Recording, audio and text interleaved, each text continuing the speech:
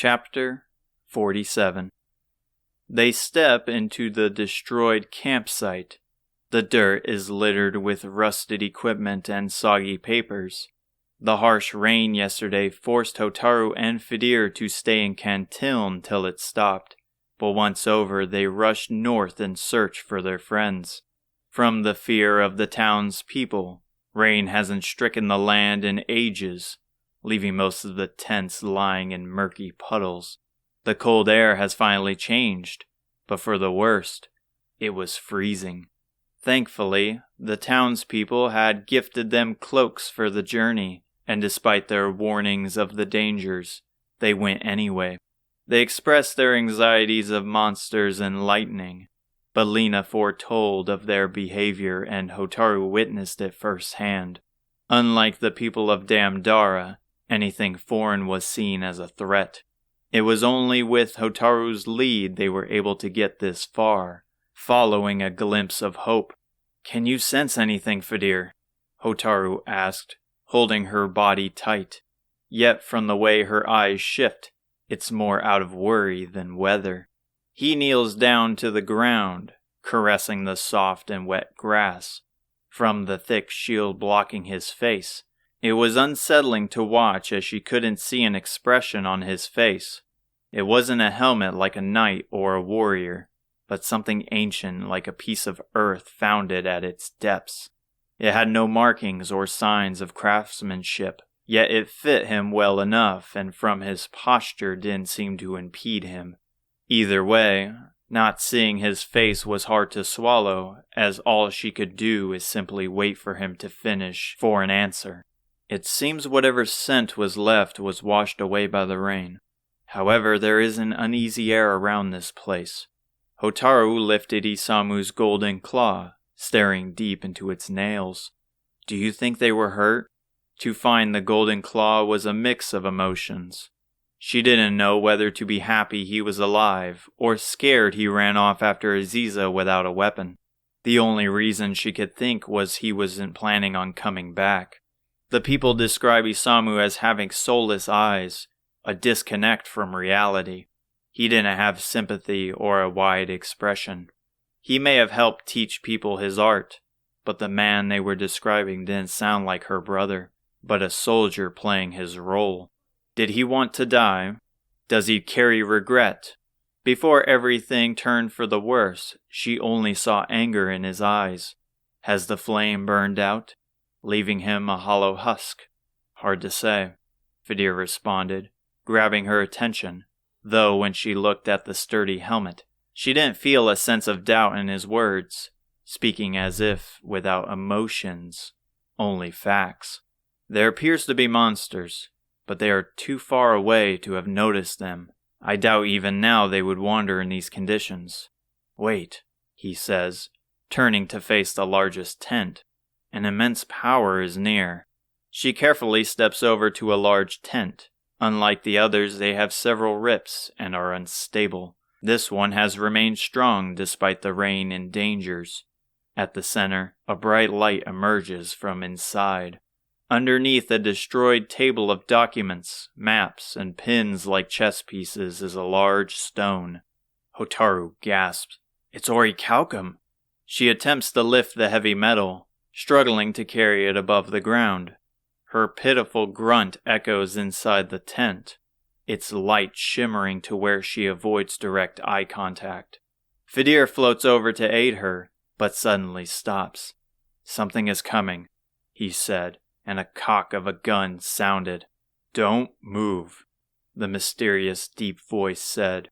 Hotaru slowly turns her head to see at the center of the campsite is a large cloaked man. He wears a hood covering his face and carries a flintlock pistol, similar to Maria. "I said, don't move," he shouted. He steps towards them, peeking behind Hotaru at the shining stone. Looks like the kid was right. He points the gun at Hotaru. His faint green eyes shine through. "It's dangerous here." Despite the gun at her head, she scowls at the man, unintimidated by his threat. His eyes pierced into her like a spear. However, they are not violent. What is it you want? Fedir asked. Don't do something you will regret, he answered, redirecting his gun at him. Again, his voice is calm and stoic like with Maria. I don't sense any malice in your heart. You have not brought terror to people. You fight to protect, not destroy. The cloaked man turns to face him, his gun keeping steady on Fedir. You hesitate to fire because a fear swarms your heart, or perhaps worry. Fedir finishes. Are you a mind reader? He stopped, staring at his green luminescent hair peeking from the back of his helmet. It can't be. You are a fairy. He lowers his gun. Fedir. Yes, I am. He tilts his head over to Hotaru. We are looking for our friends. We heard they headed up this direction a few days ago. He hesitates to speak as he holsters his firearm. So you're the friends those two have been spouting about. Hotaru shoots up. You've seen them? They live with me in my cabin. They were pretty beat up when I found them. Thank the goddess they are all right. Her arms shake. Finally, the answer is clear. Everyone is safe. Fedir looks over to her. At the front of the mask is an opening for his mouth where his faint smile can barely be seen. Please take us to them. That was the idea. Honestly, I never expected Ortega's kid to find her way here, but I guess Pimiko never goes back on her word. You know them? She asked. Probably more than you. There is a lot to the story I would prefer to tell once all you kids are in place. He walks over to the shining stone. His massive arm reaches out from the cloak, lifting the orichalcum with one hand. The bright rock reveals his face to be an older, grizzly-faced man with several scars and burns on his face. Let's hurry on before any monsters get the upper hand. There it was. Just like Galen's cabin sat a fortified building, however, several other houses lay in ruin. They stomped through the swampy land, passing through broken wells, worn-out signs and stone footbaths filled with discolored water with a stench rivaling a pig pen. Fedir looks unwell as he holds his stomach and turns his face away from the destruction. The smell must be overwhelming for him, Hotaru thought, remembering how Fedir explained his new senses. It was strange to hear how even if he can't see, he had a way to sense her presence. He could tell where to look when needing to speak. He couldn't see body language, but could tell through the voice of the soul, as he calls it. Again, it's hard to believe, but believing is what she plans to do for the sake of her friend. After what he went through to save Aziza, doubt was something hard to grasp when in his presence. Cole used to be a beautiful town where man and fairy lived as one, the hooded man said. While I never saw its original beauty, it is a safe haven from the monsters that roam the land. Hotaru stops to catch her breath. They reach the patio of the 2-story house, and sitting alone is Isamu tending to his injured arm, wrapping it with bandages. He looks up and stops in his tracks. They stare for a few moments until he shoots a quick smile, and a lift of his hand. Well, this is a lovely surprise, Isamu said as if unbothered by the distant time they have been apart. Hotaru steps forward, her heart racing. She doesn't know if she should hug him, scream at him for the worry he gave her, or match his energy. She gets a short distance from him, staring at his arms, his goofy smile radiating around the drab environment. What happened to your arm? He lifts his bandaged arm, staring at it. Got in a bad scrape. I meant the other one. Oh, I took a nasty fall. It broke on the way down here. You broke your arm? Fedir questions and Isamu looks over at him. His playful eyes tense up as he stares. There is an awkward silence between the two. Is he still mad at him? She thought. Other than his eyes, his face is unreadable, like he is trying to fake out his opponent. Yeah, Isamu finally answers. I haven't been able to use it since. I'm sorry to hear that, Fedir responded. Don't be. I feel like I earned it for my reckless behavior. Silence fills the air once more. Their conversation being wooden has her nervous. Only the heavy stomps from the cloaked man's boots from the inside are heard. Anyway, Aziza should be awake soon. She has been waiting to see you for a while. We will do that, Hotaru said, matching his energy, walking into the house. The door closes, but their faint voices pierce into the house. Hey, Fedir. Yes, Isamu? Good to have you back. A brief silence emits once more. Same to you. Hotaru turns away from the door, and at the stairs at the back of the room is Aziza standing on the bottom step. They both smile at each other. However, her forehead has a giant bump near the roots of her hair. Nevertheless, she smiles, though she is rubbing her face. You got hurt too? Hotaru asked. Something like that, but it's fine now. Isamu and I took care of it. Now it is water under the bridge. You both have been acting strange. A strange new world creates strange new people. A lot has happened. Most, I would say, unpleasant. It wasn't until yesterday I felt good about what was happening. I can agree with you there. It's good to see you again, Aziza. It was hard, but I managed to hang out strong. I did too. Fedir's out front if you want to see him. I should go say hi.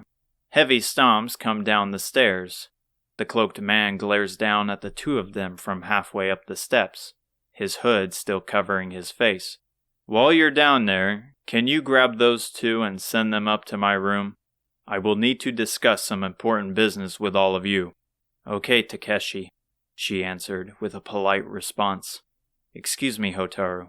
We will catch up at another time. She walks past the lone grounded table and exits out the door. For a moment, Hotaru glances around the room. The first floor is like the homes back in Japan. The kitchen and dining room are all together with decor along the walls in reference to her grandma's castle. There's another open door which leads outside, revealing forging equipment. You come from Japan? She asked. Follow me up to the second floor. I will tell you everything I know. Also make sure to leave your boots at the door. Hopefully that was something Pimiko and your father taught you. The hooded man takes a seat at the head of the large table on the second floor. The others already seated at the large table with Hotaru peeking around. Unlike below where the room is inviting, this floor has dozens of weapons and armor leaned up against the wall, some of which have fallen flat on the floor. There are a few cots against the walls with a dirty anvil alone in the corner. He clears his throat, placing his elbows on the empty table, hands connected together. Let me start off by answering your question. I was a blacksmith for Ortega's army. I wasn't very close to the guy, but Pimiko suggested I could use my talent in his quest. As you can tell by now, things went south. No matter how much we prepared, Zoma and his army had us against the wall. Ortega's sacrifice bought us a little time, and Pimiko sought out the next in line. Looks like she was successful. Any reason she hasn't joined us here? They all look at each other, remembering that horrible day. It was the day everything changed. The day Pimiko warned about. She is gone, Isamu said quietly. Takeshi takes a deep breath, looking down at the stained wood of the table. Is that so? A solemn silence takes hold as he silently prays. She was a hope and a guiding light for those around her. She always was pushing herself beyond her limits. I knew the orb would eventually take her. You mean the purple orb? Hotaru asked. That's the one. Without it she would have been gone long ago. Ortega's friends swore to take them away from Alfgard to avoid Zoma from holding power over them. However, she had other plans beyond simply hiding it. It granted her an extended life in exchange for shortening those around her, siphoning power from her people like some kind of catalyst. She didn't want to rely on such measures, but needed the next hero to be ready in time. Isamu looks down to his hands. That's why she faded away, Hotaru thought. Her energy was completely depleted. There was no time for her body to decompose. Why did it have to end like this? I didn't see her much after she left Alfgard, but she spoke very highly of all of you. She was certain you four would succeed where she failed. I'm certain Ortega felt the same way. Of course, with all of you here, I'm inclined to believe the same thing, but I won't truly know until Zoma is buried with his castle. Back to business. I'm sure you have learned of the 3 relics in the goddess's arms. We have, Hotaru answered. We know that orichalcum is used to make the Sword of Kings and the Hero's Shield. She withdraws her orichalcum. Its size and weight are less than the massive stone that sits on the anvil, lighting the room like a dim candle. She slides it over to him, and he keenly stares into his reflection. Together, there should be enough to forge what is needed, perhaps maybe even more. Now all that is left is getting there. He reaches underneath the table to pull out a large potato sack. It has a powerful scent of fading jennies once it is open, but from within he pulls out an orange flute and sets it on the table. Next are the relics. We found the amulet in Rubis Tower, but once the relic was destroyed during the road to Zoma's castle, it faded into light.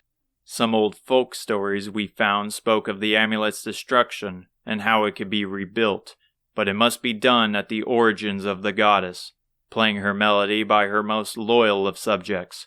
He looks over to Fedir. That's where you come in. Rubis Tower sits on the ocean to the north. It's not much, but my raft will take you there safely enough. Hold a moment, Isamu shouted, shooting up from his chair.